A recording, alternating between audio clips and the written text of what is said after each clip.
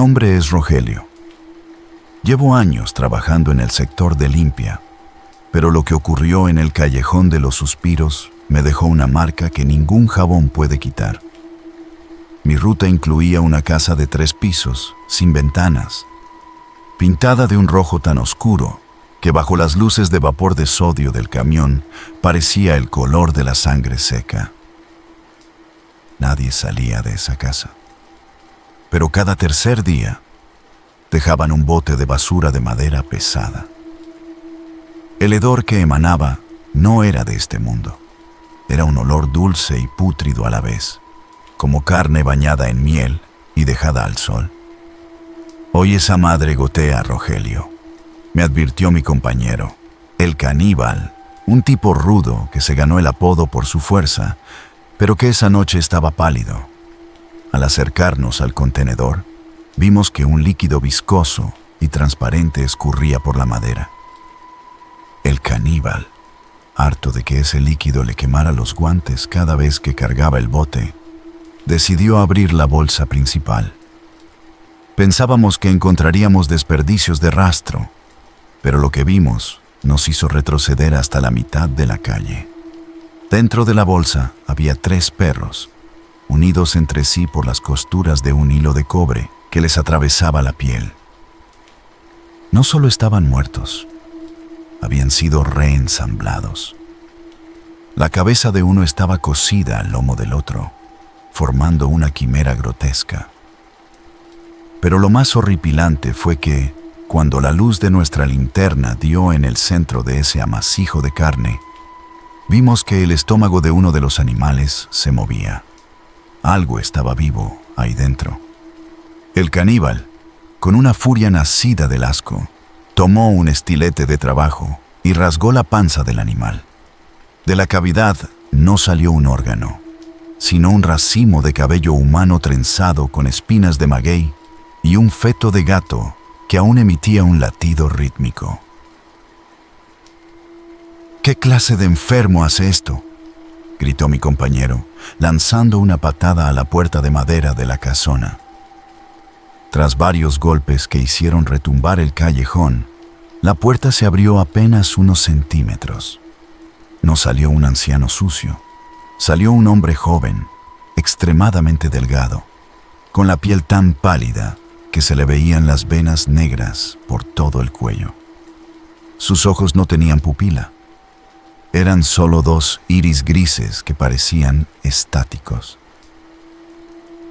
«Ustedes solo recogen lo que sobra», dijo el hombre con una calma que me dio náuseas. «Pero mi señor no acepta ofrendas profanadas. Si abrieron el envoltorio, ahora ustedes son el contenido». Antes de que pudiéramos responder, el hombre extendió una mano larga y fina, señalando directamente al corazón de el caníbal. En su palma tenía tatuado un ojo que, les juro, parpadeó al vernos. «Mañana, cuando el camión pase, no busquen la bolsa. La bolsa los buscará a ustedes», sentenció antes de cerrar la puerta con un sonido seco, como el de una tumba sellándose. Esa noche, mientras nos alejábamos, el espejo retrovisor del camión me mostró algo que me heló la sangre. El bulto de carne que habíamos dejado en el suelo comenzó a arrastrarse de regreso hacia la puerta de la Casa Roja. La desaparición del caníbal no fue noticia en los periódicos. En este oficio, si un recolector no llega a su turno, simplemente lo reemplazan. Pero yo sabía que algo se lo había tragado. Al día siguiente de aquel incidente en la Casa Roja, su casillero en la central olía a carne bañada en miel. No encontraron rastro de él, solo sus guantes de trabajo, que estaban rígidos, como si las manos que alguna vez los usaron se hubieran convertido en piedra dentro de ellos. Me asignaron un nuevo compañero, un muchacho llamado Marco. Para no volverme loco, traté de convencerme de que lo de la noche anterior había sido una alucinación por los gases de la basura. Pero el destino tiene un sentido del humor retorcido. 2 semanas después, Mientras cubríamos una ruta de edificios de lujo en la zona poniente, el horror cambió de forma. Estábamos vaciando unos contenedores industriales de metal cuando una bolsa negra, inusualmente pesada y amarrada con el mismo cordón rojo de la Casa Roja, se rompió al caer en la tolva del camión. No cayeron restos de animales. Cayeron fajos de billetes de 1,000 pesos, envueltos en ligas de caucho negro. «Rogelio, mira esto», gritó Marco, con los ojos fuera de sus órbitas. Eran miles, quizá millones. Pero el dinero no estaba limpio. Los billetes tenían manchas de una grasa amarillenta, y al tocarlos para recogerlos, sentí una vibración eléctrica que me recorrió el brazo hasta la nuca. Marco, cegado por la necesidad de su familia y el bebé que venía en camino, empezó a meter los fajos en su mochila de manera frenética. «Es un milagro, cabrón. Con esto dejo este trabajo asqueroso», decía mientras se reía con una nota de histeria.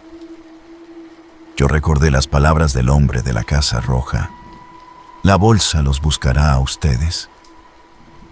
Sentí un terror visceral y no toqué ni un solo billete. Traté de advertirle, pero Marco ya no me escuchaba.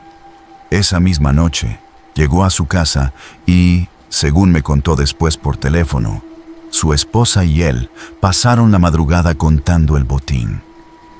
Pero mientras lo hacían, el ambiente en su hogar se pudrió. «Rogelio, hay algo en el pasillo», me susurró por el celular a las 3 de la mañana. «Mi esposa dice que escucha a alguien arrastrándose por las paredes». ¿Y el dinero? El dinero empezó a oler a rancio. Cuando llegué a su casa al día siguiente para ver cómo estaba, encontré a su esposa sentada en la banqueta, temblando bajo el sol. Tenía las uñas rotas de tanto rascarse los brazos. «No entres», me suplicó. «Marco está en la cocina. Dice que hay una anciana sentada a la mesa, pero yo no veo a nadie. Solo veo que las sillas se mueven solas y que los billetes están empezando a brotarle pelos». Entré a la casa a pesar del miedo. El olor a flores de muerto era insoportable. Marco estaba sentado frente a la bolsa de dinero, pero ya no se veía feliz. Estaba demacrado, con ojeras profundas que parecían moretones. Lo más espantoso fue ver cómo los fajos de billetes sobre la mesa se habían transformado. Ya no eran papel. Tenían la textura de piel humana tatuada. Y al acercarme, vi que cada billete tenía un pequeño ojo que se abría y cerraba al ritmo de la respiración de Marco. Marco ya no era el mismo. Sus manos, negras por la tinta podrida del dinero, no soltaban los fajos. Lo que más me aterró fue ver que la bolsa de dinero había empezado a crecer. De entre los billetes empezaron a emerger estructuras óseas, como si el dinero estuviera tejiendo un cuerpo. «Rogelio, ella dice que el cambio no es suficiente», murmuró Marco, mirando hacia una esquina vacía de la cocina. De pronto, un rechinido metálico llenó la casa. En el pasillo oscuro apareció una silla de ruedas de hospital, vieja, con el cuero del asiento rasgado y manchas de óxido que parecían quemaduras. La silla avanzó sola, impulsada por una fuerza invisible, hasta chocar violentamente contra la mesa. En ese momento, la bolsa de dinero se deshizo. Los billetes volaron por toda la habitación como si fueran hojas secas en un torbellino, pero no cayeron al suelo. Se pegaron a la silla de ruedas, cubriéndola por completo hasta que ésta tomó la forma de una figura encorvada y gigantesca. Era la anciana que la esposa de Marco había descrito, pero no era humana. Era una entidad hecha de papel moneda, piel de animal y el cordón rojo de la Casa de los Suspiros. «¡Quémalo, Marco! ¡Quémalo todo!», grité mientras retrocedía hacia la salida. Marco, En un último destello de voluntad, tomó un encendedor de la estufa y lo arrojó sobre el montón de billetes. El fuego no fue rojo. Fue una llamarada de color verde ácido que soltó un alarido humano. El olor a carne quemada inundó la casa, pero no era el dinero lo que se consumía. Vi con horror cómo la piel de Marco empezaba a llenarse de ampollas y letras grabadas a fuego, como si él mismo fuera el papel que se estaba quemando.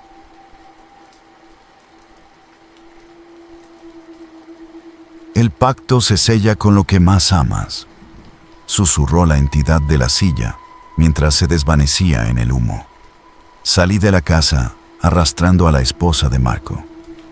Minutos después, la vivienda fue consumida por un incendio que los bomberos nunca pudieron explicar. Dijeron que el fuego parecía alimentarse de algo que no era madera ni gas. A Marco nunca lo encontraron entre los escombros. Solo hallaron, en el centro de lo que fue la sala, la silla de ruedas intacta, brillando bajo la luna, como si estuviera hecha de plata nueva. Renuncié al servicio de limpia al día siguiente. No volví a recoger nada de la calle, ni siquiera una moneda olvidada. Hoy, años después, trabajo en una bodega lejos de la ciudad. Pero a veces, cuando paso por una zona de basura, escucho el rechinido de unas ruedas metálicas detrás de mí. Y lo peor no es el sonido. Lo peor es que, cuando reviso mi cartera, a veces encuentro un billete que no recuerdo haber guardado. Un billete que, al tocarlo, se siente cálido, húmedo y con un leve latido en el centro.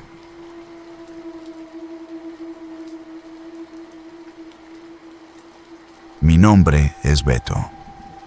En la periferia de la ciudad, donde el pavimento se rinde ante el polvo, trabajaba en un depósito de reciclaje de metal. No era un lugar común, era un cementerio de fierro viejo. Ahí terminaban desde estufas oxidadas hasta estructuras de hospitales abandonados y restos de maquinaria industrial. Mis compañeros y yo nos turnábamos para vigilar el depósito por las noches, más que nada por los ladrones de cobre. Sin embargo, todos odiaban el turno de los martes. Decían que el metal despertaba. Yo, siendo el nuevo y necesitando el bono, acepté quedarme solo una noche de octubre. «No prendas la radio, Beto», me advirtió el pelón, el vigilante más viejo, mientras me entregaba las llaves. El ruido confunde a las cosas que viven entre la chatarra. Y si escuchas que algo cae, no vayas a ver. El fierro se acomoda solo. Me quedé en la caseta, una pequeña caja de concreto con una ventana que daba a las montañas de metal que se alzaban como esqueletos bajo la luz de la luna. A las 2 de la mañana, el silencio fue interrumpido por un sonido agudo, un chirrido de metal contra metal, como si alguien estuviera arrastrando un cuchillo por una lámina gigante. Encendí mi lámpara y barrí el lugar. Entre una pila de motores viejos y tuberías, vi algo que no cuadraba. Había una estufa antigua, de esas pesadas, de hierro fundido, que habíamos recogido esa misma tarde de una casona demolida. Lo extraño era que la estufa estaba abierta, y de su interior salía un resplandor azulado, frío. De pronto, las bocinas de un viejo equipo de sonido que estaba en la pila de chatarra de al lado se encendieron solas. No era música, era una voz distorsionada, una grabación que parecía repetirse en un bucle infinito.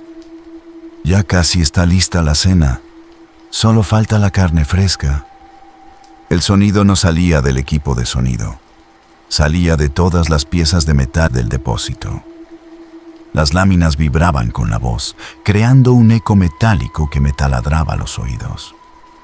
Me asomé por la ventana y vi con horror que las pilas de chatarra estaban cambiando de forma. El metal no se acomodaba, se estaba tejiendo. Pedazos de varilla, engranes oxidados y resortes de colchones viejos se movían como gusanos de acero, uniéndose para formar una figura que apenas recordaba a una forma humana, pero de 3 metros de altura. «Beto», susurró el metal, y esta vez la voz salió de la hebilla de mi propio cinturón, quemándome la piel. «Beto, el óxido tiene hambre de sangre caliente». El impacto de la voz en mi propia hebilla me hizo caer de espaldas, golpeándome contra la pared de la caseta. El metal no solo hablaba, vibraba con una frecuencia que me revolvía las entrañas. Fuera, la montaña de chatarra terminó de erguirse. Ya no era un montón de basura, era una marioneta de óxido gigantesca, cuyos ojos eran 2 faros de un auto de los años 50 que se encendieron con una luz amarillenta y mortecina. Escuché un estruendo en la puerta de la caseta. No estaban intentando abrirla, la estaban fundiendo.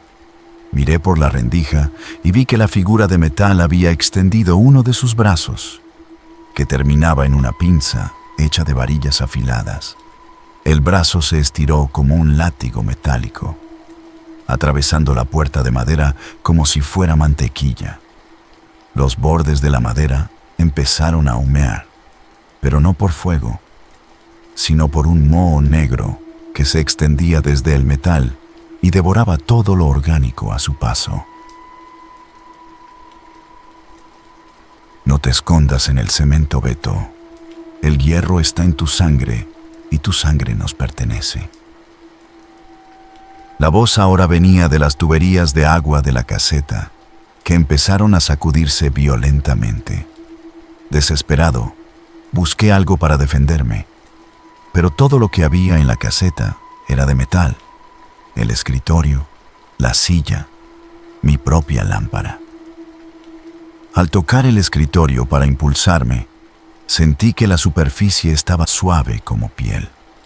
Al bajar la vista, vi con horror que el metal del escritorio estaba absorbiendo la luz de mi lámpara y que, en el centro, se estaba formando un rostro.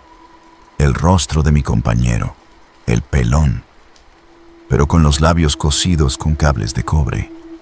El escritorio empezó a cerrarse sobre mis manos, intentando atraparme. Salté hacia atrás, pero el piso de rejilla metálica comenzó a curvarse hacia arriba, como si fueran costillas que querían rodearme. La figura de afuera golpeó la ventana de plexiglas. El vidrio no se rompió. Se cristalizó en láminas de hierro que empezaron a crecer hacia adentro como espinas. Estaba atrapado en una jaula que se cerraba segundo a segundo. En ese momento, la vieja estufa de hierro fundido que había visto antes apareció justo frente a la puerta destrozada. Se arrastraba sobre patas hechas de llaves inglesas.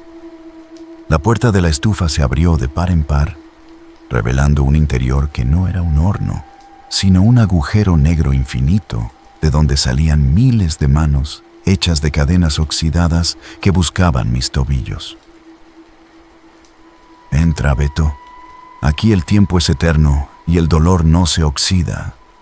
Las cadenas de la estufa me sujetaron con la fuerza de una prensa hidráulica. Sentí el frío del metal quemándome la piel de los tobillos, una sensación eléctrica que me paralizaba los músculos. La figura de chatarra que estaba afuera comenzó a desmontarse, pero no para desaparecer, sino para entrar pieza por pieza a través de la ventana y las grietas de la puerta, como un enjambre de insectos de acero. En medio del pánico, recordé lo que el pelón me había dicho. El ruido confunde a las cosas. Pero no se refería a la radio de la caseta, sino a algo más primario. El metal tiene una frecuencia y para romperla necesitaba un choque térmico o acústico que lo desequilibrara. Tenía junto a mí un extintor de dióxido de carbono. No lo pensé. Lo tomé y, en lugar de dispararlo a la figura, lo vacié directamente sobre las cadenas que me sujetaban y sobre la estufa de hierro fundido. El gas congelante golpeó el metal al rojo vivo de la entidad. El sonido fue un alarido de cristal rompiéndose. El hierro, al enfriarse bruscamente, se volvió frágil. Con una patada desesperada, logré quebrar las cadenas congeladas. Me puse de pie y corrí hacia la salida trasera, pero antes de salir, cometí el error de mirar hacia atrás. La estufa no estaba vacía. En el fondo de ese agujero negro, vi el rostro del pelón y de otros vigilantes que habían renunciado en años anteriores. Sus cuerpos no habían muerto, habían sido asimilados. Sus cajas torácicas eran ahora engranes y sus ojos habían sido reemplazados por bombillas fundidas. El metal no los mataba, los usaba como combustible biológico para seguir creciendo. Logré salir al patio y saltar la barda de malla ciclónica que se retorcía bajo mis pies como si estuviera viva. Corrí hasta la carretera y no paré hasta que vi las luces de una patrulla. Cuando amaneció, regresé con la policía y el dueño del depósito. Todo estaba en silencio. La caseta estaba intacta, la puerta no tenía ni un rasguño y la estufa vieja estaba en el mismo lugar, apagada y fría. Se rieron de mí, diciendo que el aislamiento me había causado alucinaciones. Sin embargo, cuando fui por mis cosas a la caseta, encontré mi lámpara de mano sobre el escritorio. Al levantarla, vi que en el metal de la carcasa estaba grabada mi propia cara, con una expresión de agonía pura y una fecha. La fecha de esa misma noche. Renuncié en ese instante. Pero el horror no se quedó en el depósito. Ahora, cada vez que tomo un cubierto de metal o cada vez que paso cerca de una construcción con varillas expuestas, escucho un susurro metálico que me llama por mi nombre. Mi cuerpo se siente pesado. Mis articulaciones crujen como bisagras sin aceite y, a veces, cuando me corto, lo que sale de mi herida no es solo sangre roja, sino un polvillo fino de óxido negro. El metal me marcó, y sé que tarde o temprano volveré a esa morgue de fierro, no como vigilante, sino como una pieza más de la gran maquinaria que nunca deja de tener hambre.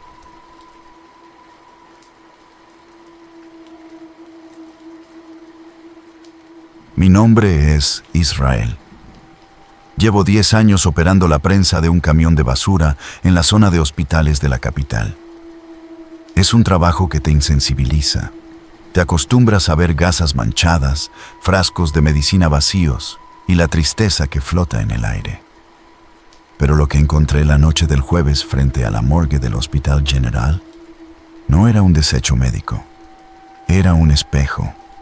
Estaba apoyado contra un contenedor de residuos biológicos. Tenía un marco de plata labrada con figuras de ángeles que, de cerca, parecían estar gritando o tapándose los ojos. El cristal estaba extrañamente limpio, sin una sola mota de polvo, brillando bajo la luz mortecina de las lámparas de vapor de sodio. «Mira esta belleza, Israel», dijo mi compañero, Lobo, mientras se limpiaba el sudor. «Esto vale una fortuna en el mercado de antigüedades». «Déjalo ahí, Lobo. No me gusta cómo brilla. Estamos frente a la morgue. Nada bueno sale de este bote», le advertí, sintiendo un escalofrío que no tenía nada que ver con el clima. Lobo no me hizo caso. Se acercó al espejo para cargarlo, pero al ponerse frente a él, se detuvo en seco.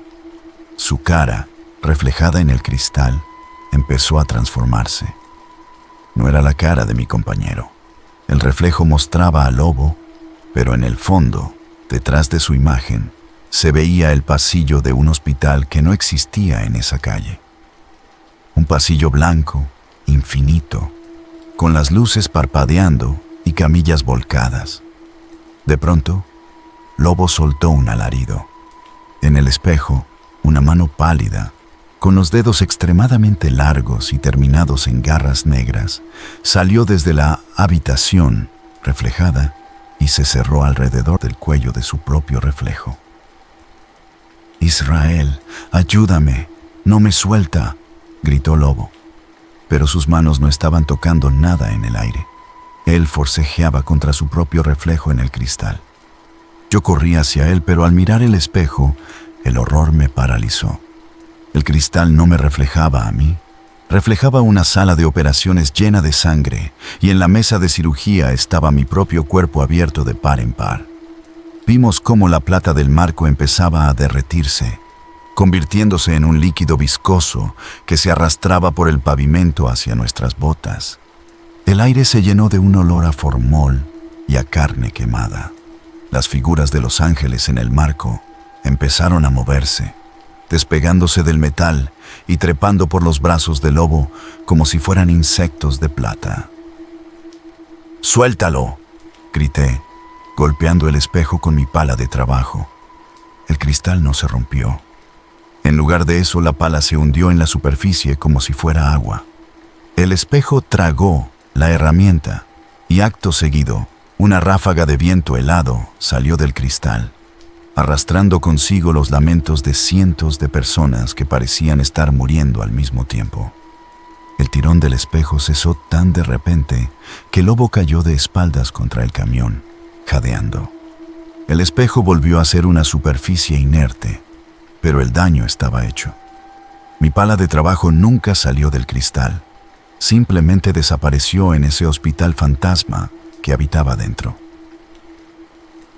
«Vámonos de aquí, Israel. Por lo que más quieras, arranca esa madre», balbuceó Lobo. Subimos a la cabina y aceleramos. En el retrovisor vi que el espejo se quedaba solo en la banqueta, pero su reflejo ya no mostraba la morgue, sino una luz blanca tan intensa que iluminaba todo el callejón. Sin embargo, el verdadero horror iba sentado a mi lado. Lobo empezó a quejarse de un ardor insoportable en los brazos. Al encender la luz de la cabina, se me revolvió el estómago. Los ángeles de plata que habían trepado por su piel no se habían ido, se habían fundido con sus venas. Debajo de su piel se veían bultos metálicos moviéndose, como si el mercurio corriera por su sistema en lugar de sangre. «Me quema, Israel.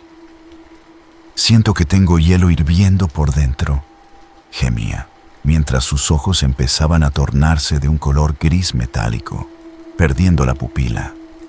Llegamos a la zona de descarga, pero el ambiente era distinto. No había otros camiones, no había ruido. Solo una neblina espesa que olía a desinfectante. Lobo se bajó del camión tropezando, y cuando sus pies tocaron el suelo, el pavimento empezó a transformarse en baldosas blancas de hospital. La realidad se estaba contagiando. El espejo no solo reflejaba el hospital de la muerte, estaba usándonos como puentes para expandirse. De pronto, la radio del camión se encendió sola. No era música ni reportes de tráfico. Era el sonido de un monitor cardíaco. Bip, bip, bip. El tono largo y constante de la muerte cerebral. En ese momento, Lobo se detuvo y se giró hacia mí. Su mandíbula se desencajó con un crujido metálico y de su boca empezó a salir ese líquido de plata espesa. Sus dedos se habían estirado y afilado, convirtiéndose en bisturís biológicos. «Israel, el doctor dice que ya es tu turno para la autopsia», dijo con una voz que vibraba como metal chocando contra metal.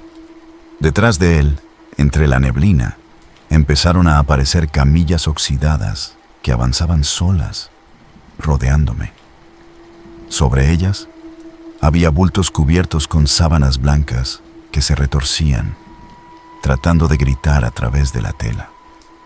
Lobo levantó su mano plateada y, antes de que pudiera correr, la luz del camión se reflejó en su pecho, proyectando sobre mí la imagen de una habitación de hospital donde yo ya estaba acostado, esperando el primer corte. La realidad se desmoronaba. El suelo del vertedero ya no era tierra y basura, era ese linóleo frío y estéril de quirófano. Lobo se abalanzó sobre mí, pero sus movimientos no eran humanos, eran espasmódicos, como si los ángeles de plata bajo su piel estuvieran tirando de sus músculos como hilos de marioneta. Sus dedos bisturí cortaron el aire a milímetros de mi cara. El olor a formol era tan denso que mis pulmones se sentían como si estuvieran llenos de plomo. «Lobo, reacciona, esa cosa te está usando», grité. Pero al mirar sus ojos, vi que ya no había nada de mi amigo. Solo había un par de espejos cóncavos que reflejaban mi propia muerte en 1000 ángulos diferentes. Caí de espaldas contra la tolva del camión.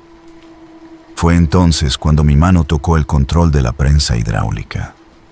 Un pensamiento desesperado cruzó mi mente. La plata es un metal y el metal se dobla ante la presión. Pero no era suficiente. Necesitaba fuego. En el sector de hospitales, a veces recogemos desechos de patología que son altamente inflamables. Lobo saltó sobre mí, clavando sus dedos de plata en mi hombro. El dolor fue un rayo gélido que me entumeció el brazo. Con la mano libre, alcancé una de las bolsas rojas de residuo peligroso que acabábamos de recoger y la arrojé contra su cara, al mismo tiempo que accionaba el encendedor que siempre cargaba para los turnos nocturnos. El alcohol y los químicos del desecho biológico estallaron en una llamarada azul. Lobo soltó un alarido que sonó como una campana rompiéndose. La plata bajo su piel empezó a burbujear y a evaporarse en un humo negro y denso. La realidad hospitalaria tembló. Las camillas fantasmales empezaron a disolverse y el suelo de linóleo volvió a ser cemento mugriento. «No puedes cerrar la herida, Israel. Todos somos reflejos de algo que ya murió», gritó la voz de la entidad, mientras el cuerpo de Lobo se desplomaba, envuelto en llamas químicas. No me detuve a ver si sobrevivía. Accioné la prensa del camión con toda la potencia. El mecanismo de acero trituró todo lo que había en la tolva. Las bolsas, el fuego, y por un segundo, vi que el espejo plateado había aparecido mágicamente entre la basura, justo antes de ser aplastado por toneladas de presión. El sonido del cristal rompiéndose no fue un estallido, fue un suspiro colectivo. Miles de voces callaron al unísono. Cuando los bomberos llegaron, solo encontraron un camión humeante y a mí, sentado en el suelo, riendo y llorando a la vez. De Lobo no encontraron nada, ni siquiera cenizas. El informe oficial dijo que cayó accidentalmente en el compactador y que los químicos provocaron una combustión espontánea. Fui despedido, por supuesto. Pero eso no fue lo peor. Lo peor es que ahora no puedo ver ninguna superficie brillante. En mi casa tapé todos los espejos con pintura negra. Porque a veces, cuando paso frente a la ventana de un coche o miro el agua en un charco, no veo la calle. Veo a Lobo, sentado en una camilla plateada, haciéndome señas para que me acerque. Y lo más aterrador es que mi hombro, donde él me tocó, ya no tiene piel humana. Ahora tengo una cicatriz de plata que brilla en la oscuridad, y cada día se hace un poco más grande, como una metástasis que espera el momento en que yo vuelva a mirar mi propio reflejo para terminar la cirugía.